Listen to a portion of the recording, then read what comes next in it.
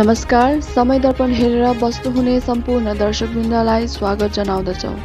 मनोरञ्जनमूलक video साथै वरिपरिका खबर हेर्नका निम्ति यस च्यानललाई सब्स्क्राइब गर्न नभुल्नुहोला। हेर्नुहोस् खबर विस्तारमा। तपाईँलाई नमस्ते। मेरो नाम अजय एडवर्ड्स हो अनि तपाईँहरूको यो क्षेत्रमा आइरहन्छु। कहिले आउँछु भन्दाखेरि दुःखको घडीमा यही बाटो हो।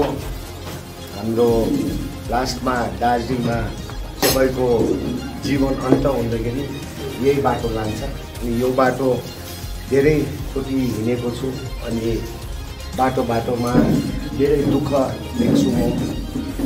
अनि अस्तिको म्युनिसिपालिटी इलेक्सनमा पनि जग्गा म घुम्नु पाएँ, देख्नु पाएँ। यहाँ दाजुहरूको घर पनि आएँ अनि यो पालि फेरि समयमा भोटको छेकमा आएर साँच्ची नै हृदयबाट भनेको भोट माग्नु लाज लाग्दो रहेछ। किनभने हामीले यहाँ के गरेकै छैनौँ, आजसम्म हामी सत्तामा कहिले पनि थिएनौँ। अनि म जिस्किँदै भनिरहन्छु, खुदालाई धन्यवाद पनि दिन्छु कि हामी एउटै जग्गामा सत्तामा छौँ, टोस्ट रोटी दोकानमा। अनि हाम्रो सिम्बल पनि टोस्ट रोटी नै भएछ योपालि, होइन? ईश्वरले त्यो सिम्बल दिएछ। अनि त्यही जग्गामा एउटै जग्गामा हामी सत्तामा थियौँ। हामीले कसैको सरकारको होस्, सेन्ट्रल गभर्मेन्ट होस्, स्टेट गभर्मेन्ट होस्, कहाँबाट पनि हामीले पैसा रुपियाँ आजसम्म पाएको छैनौँ यो परिवारले, हाम्रो पार्टीको परिवारले।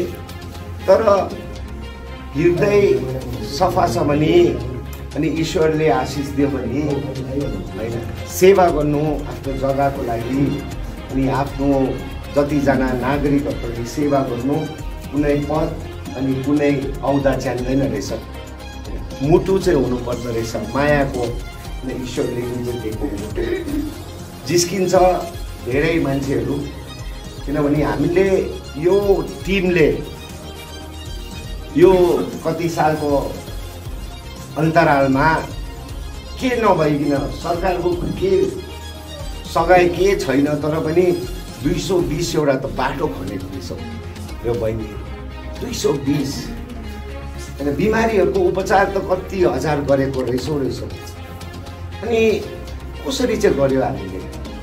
हाम्रोमा त त्यस्तो के छैन, एउटै दोकान छ, त्यसको नाफा यसो हेर्छौँ, त्यही हामीले सेवा गर्छौँ। तर जब आफूले एउटा हाम्रो टिमले होइन हामी अब सेवापट्टि लाग्नुपर्छ गर्दाखेरि ईश्वरले कहाँ न कहाँबाट जुझाइदिँदो रहेछ, मिलाइदिँदो। भर्खर सिजन टाइम थियो, ब्लोन हाम्रो ब्लोन भाइ भन्ने प्रवक्ता हो, एकदमै राम्रो प्रवक्ता हो। अनि उहाँ ग्लेनरिजबाट निक्लिँदै थियो रहेछ। अनि त्यो चौरस्ताको उद्देश्यमा ग्लेनरिजमा भिड, मान्छेको भिड होइन, टुरिस्टको भिड, भित्र पस्नै सकेको छैन, मान्छेको भिड। अनि ब्लोनले भन्दै थियो अरे केटाहरूलाई, ए केटा हो त्यो भिड के हो, त्यो बेङ्गली टुरिस्टहरू थाहा छ भन्यो कि होइन थाहा छैन भने त्यो चाहिँ हाम्रो बुथ खर्च भने क्या हो? पक्कै हो। अरू नेताहरूकोमा जनता जान्छ, लाइन लाग्छ, दसैँ तिहारमा पैसा रुपियाँ अलिकति दक्षिणा पाउँछ भनेर लाइन लाग्छ। हाम्रोमा चाहिँ हामीलाई उल्टा पैसा दिनु चाहिँ लाइन लागिरहेको हुन्छ। अब हाम्रोबाट अलिकति खानु अनि त्यही पैसाले आजको दिनमा ईश्वरले हामी आजसम्म सेवा गर्दैछौँ। सो त्यसकारण बुचर बस्ती पनि होइन, जाकिर हुसैन बस्तीको यो क्षेत्रको दुःख देख्दाखेरि भोट माग्नु एकदमै लाज लाग्दो रहेछ। तर के गर्नु, जनताको राज ल्याउनै पर्छ। नेताको राज त 35 साल हामी पर्ख्यौँ, के हुन्छ कि के राम्रो पो हुन्छ कि, तर 35 सालमा के पनि देखेनौँ, के पनि देखेनौँ। 1-2 जना नेता र ठेकेदार मात्रै धनी भएको देख्यौँ, गरिब अझै नाजुक अवस्थामा पुग्यो। गोर्खाल्यान्डको आवाज बनाएर सबै बुचर बस्तीको निक्ल्यो, सबजना निक्ल्यो, गोर्खाल्यान्ड भन्दै। सम्झौता भयो, सम्झौतामा सरकारले बङ्गाल सरकार केन्द्र सरकारले जाति यो जग्गाको यो नागरिकहरूको अलिकति उत्थान हुन्छ भनेर हजार हजार करोड पठायो। तर त्यो पैसा आउँदाखेरि चाहिँ हाम्रो नागरिकको चाहिँ हाम्रो जनताको चाहिँ के मुद्दा नै के भएन। आजसम्म पानीको अभाव, बाटोको अभाव, सबै चिज लथालिङ्गै छ। हामीलाई धेरैले भन्छ म्युनिसिपालिटीमा यो के गरे, मैला त्यत्तिकै छ। कोसिस गर्दैछ हाम्रो नगर पार्षदहरू बिहानै 6 बजी आएर काम गर्दैछ। एक्टिङ होइन, 100 दिन एक्टिङ गर्नु सक्दैन। अस्ति मैले उहाँहरूलाई ग्यान्टक पठाएको थिएँ। ग्यान्टकमा 18वटा वार्ड छ, त्यहाँ 32वटा। ग्यान्टकमा 18वटा वार्ड छ, त्यहाँ पपुलेसन पनि सङ्ख्या कम्ती छ। अनि त्यहाँ वार्तालाप हुँदाखेरि त्यहाँको मेयर अनि भाइ बहिनीहरू बिकीहरू सबै गएको थियो। अनि त्यहाँ वार्तालाप हुँदाखेरि मैला उठाउने मात्रै 18वटा वार्डमा कतिवटा गाडी छ? 30वटा गाडी छ ग्यान्टकमा। 30वटा गाडी म्यान पावर पनि पुरै छ। हाम्रो 32वटा वार्डमा कतिवटा गाडी? 9वटा गाडी छ। सो पक्कै यो 35 सालको लथालिङ्गे अवस्था हामी आएर 3 महिनामा सबै ठामठिम बन्नु सक्दैन। सानो चिज बनाउनु सक्छौँ, तर बनाउनु समय लाग्छ। तपाईँहरूले समय दिनुहोस् र हामी इमान्दारपूर्वक यो म्युनिसिपालिटी अनि भोलिको दिनमा जिटिए पनि। आजको दिनमा जनताको राज भनेको जनता नै राजा। फेसबुक पेजमा तपाईँहरूले यसो फलो गर्नुहोस्। ब्याङ्कमा 60 करोड रुपियाँ नगरपालिकाको छ पैसा। त्यो पैसा 18 जना हाम्रो काउन्सिलरको होइन, त्यो जनताको राजमा जनता मालिक हो। त्यसकारण जनतालाई हिसाब, हर एक महीना हिसाब, बैंक में कितना है, कितना खर्च हुआ, कितना इनकम हुआ टैक्स में, एवरी मंथ यो साट्दा जाँदैछ। किन हामी चोर्नु निक्लेको होइन नि त। चोर्नु इच्छा छ भने हिसाब किताब देखाउँदैन। चोर्नु छ भने राति डाकु जस्तो सेवा गर्नु छ भने उज्यालो बिहानीमा हामी काम गर्छौँ। अनि आउँदो जिटिएमा पनि फर्स्ट थिङ हामी त्यहाँ गएर चाहिँ हिसाब किताब स्पष्ट बनाउँछौँ। अब हेर्नुहोस्, म अरूलाई नराम्रो भन्नु चाहदिनँ, तर अलिकति म भन्नै पर्छ। यो इलेक्सनको समयमा मान्छेले बुझ्नुपर्छ। म ज्यादा भन्दिनँ, एउटै मात्र भन्छु, जहाँ चाहिँ जिटिए अनि त्यहाँ लालकोठी छ। त्यो लालकोठीले चाहिँ हाम्रो जाकिर हुसेन बस्तीको के प्रब्लम छ, हाम्रो यहाँको सरसफाइदेखि लिएर पानीकोदेखि लिएर भोलि आगो जल्यो भने दमकल आउनु सक्छ कि सक्दैन, दमकल आएन भने रिजर्भ वाटर हाइड्रेन्ट्सहरू हुनुपर्छ, वाटर ट्याङ्क्सहरू हुनुपर्छ, हाई स्पिड पम्प्सहरू हुनुपर्छ।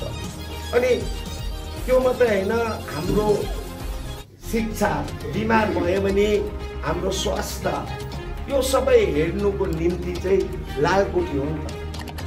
त्यो लालकोठी भनेको यो सम्पूर्ण पहाडी क्षेत्र, सबै समुदाय, गोर्खा समुदाय होस्, बिहारी समुदाय होस्, क्रिस्चियन होस्, मुसलमान होस्, हिन्दू होस्, जैन होस्, बुद्धिस्ट होस्, सबको देखभाल अनि देखरेख गर्ने चाहिँ यो जग्गा चाहिँ आजको दिन चाहिँ के बनायो भन्दाखेरि चाहिँ धन्दाको गुड मात्रै बनायो, धन्दाको गुड। आजको दिन हाम्रो अन्य पार्टी जसले चाहिँ जिटिए चलायो, 350 करोड बाँकी हेर्नु रुपियाँ, 350 करोड त्यहाँबाट पाउनु छ उनीहरूले। 350 करोड, 370 कि कति करोड छ। अब त्यो पैसा निकाल्नु उनीहरू जित्नै पर्छ। 350, 360 करोड छ। हामीलाई एकजना, म यो झुटा भनेको होइन, मेरो मुखबाट हो, तपाईँहरू पनि ईश्वरलाई विश्वास गर्नुहुन्छ, अल्लाहलाई विश्वास गर्नुहुन्छ, म पनि एउटा विश्वासी नै हो, अब्राहमको फलोवर हो, जिजसको फलोवर। म झुटा भन्नु सक्दिनँ तपाईँहरूको माझ। हेर्नुहोस्, यो पैसाको निम्ति उनीहरूलाई हम्मे भइरहेछ। कसरी चाहिँ सत्तामा पुगेर त्यो बाँकी 370 चाहिँ हाल्नु भनेर अनि त्यसकारण हाम्रो एकैजना सिंहमारी टकभर भ्यालीको त्यो भाइलाई 3 करोडसम्म पनि अफर गर्यो। 3 करोड। उनीहरू हम्मे भइरहेको छ, जित्नै पर्छ उनीहरू। अनि हामीले भनेको छ स्पष्ट, हामी त्यहाँ आइपुग्यो भने हामीले सोसियल अडिट गर्छ। यो गाउँमा 10 करोड खर्च भएको छ नि बाटोको लागि, यहाँको समाजहरूलाई एकत्रित गरेर सोध्छौँ। त्यो बिल पास गर्नु अगाडि समाजहरूलाई शिक्षित युवाहरूले यो 10 करोडको बाटो राम्रो भयो कि 6 महिनामा दुलो भयो। अनि जनताले होइन दामी भयो भन्यो भने हामीलाई कमिसन चाहिँदैन, उसको पैसा पास हुन्छ। तर जनताले काम राम्रो भएन, स्कुलको काम राम्रो भएन, समाज घरको काम राम्रो भएन भने उनीहरूले जेसुकै गरोस् तर उनीहरूको पैसा पाउँदैन। यही हो जनताको राज। जनताको राज यही हो। कालो धन र सेतो धन, ब्ल्याक मनी व्हाइट मनी के हो डिफरेन्स?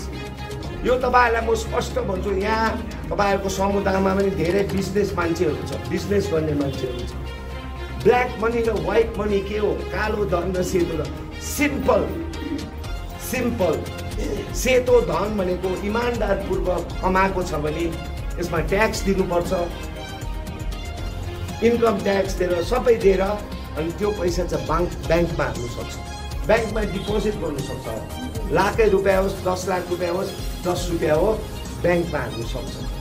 अनि पैसा निकाल्नु पर्यो एटिएम कार्ड, सिग्नेचर दिएर के चेक निकाल्नु पर्यो। कालो धन चाहिँ ब्याङ्कमा हाल्नु हुँदैन, सरकारले पक्रिन्छ, इन्कम ट्याक्स मान्छेहरूले पक्रिन्छ।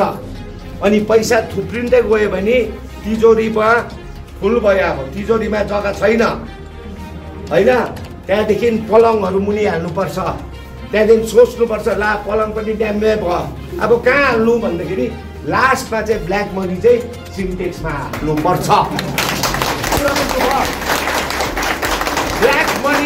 ब्ल्याक मनी र व्हाइट मनी यही मात्रै अन्तर हो। ब्याङ्कमा हाल्नु पाएन नि त होइन। सो त्यसकारण योपालि सबैलाई तपाईँहरूले भोट दिनुभयो।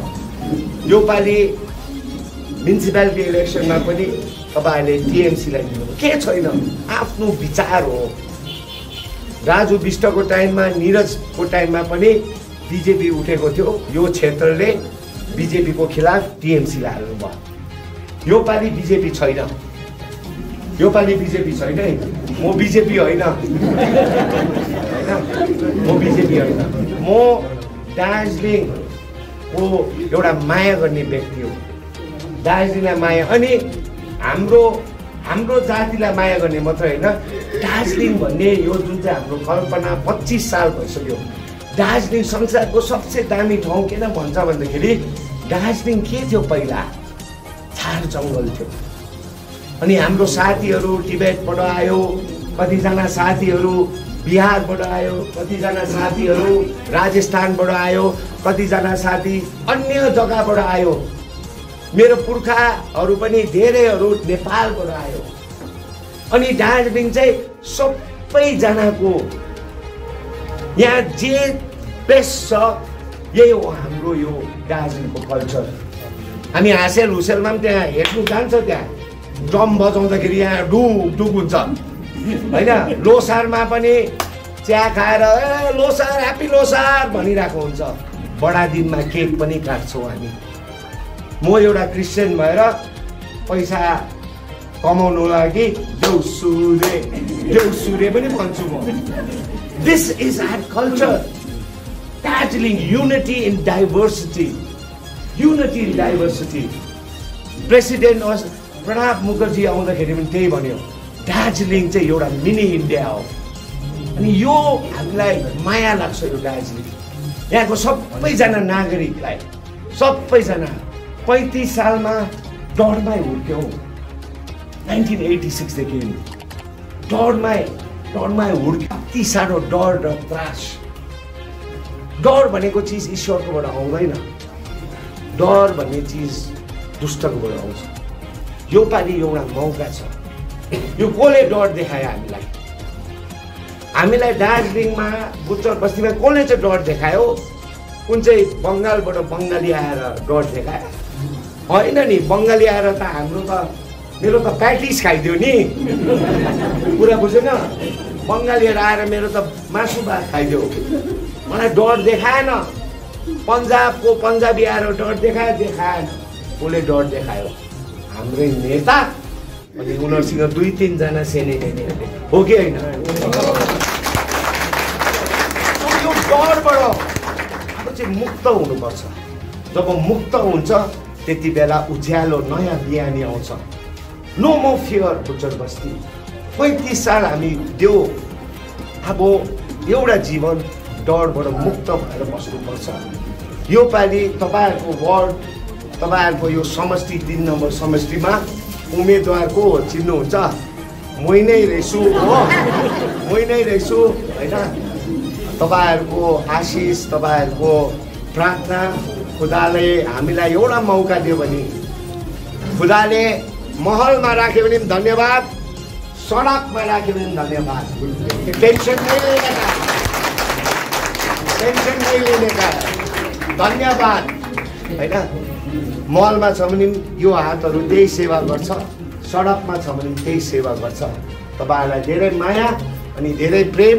अब अझै मुनितिर जानुपर्छ भन्दैछ तपाईँहरूलाई।